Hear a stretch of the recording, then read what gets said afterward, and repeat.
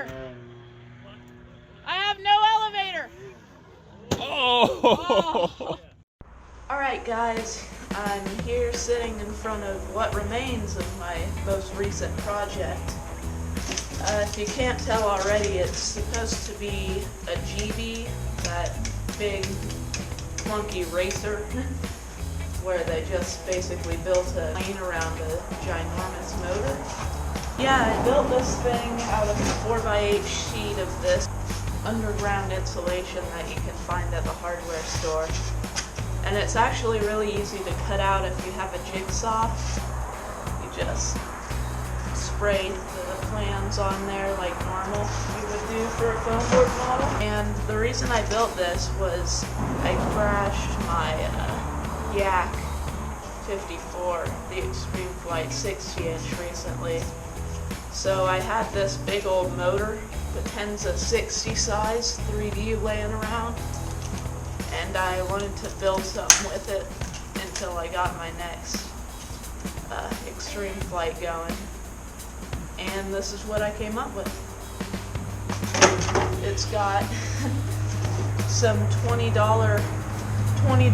for a 4-pack of servos that I found on Amazon. And that was probably the biggest limiting factor of this build, because these are very big and very slow. Another thing I ran into was the hinges. That's what led to the downfall of this plane set. The hinges, at least on the rudder hinges, are the only ones that held, but all the other hinges, the little plastic pieces came off, and yeah, just pulled right out of the foam because there's not much to grip to. So this is a 77-inch model, and I was really surprised at how tough that foam is, because it's just got this one little aluminum spar, and I was pulling some hard G's with the 5,000 milliamp battery on board, and it survived until the bitter end when the elevator, both of the elevator hinges pulled out in the same flight, which was not too good, obviously. So let's examine some footage of this flying.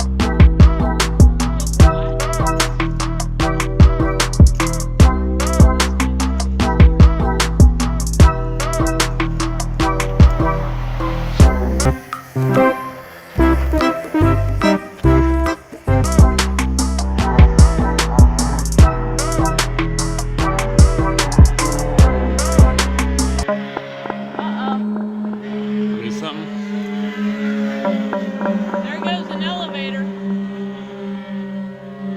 Well, fly further away from folks then. Oh no! My other elevator! I have no elevator! Oh! Lost the elevator. Impacted with force. See how she held up. Oh wow. Oh, this could be a problem.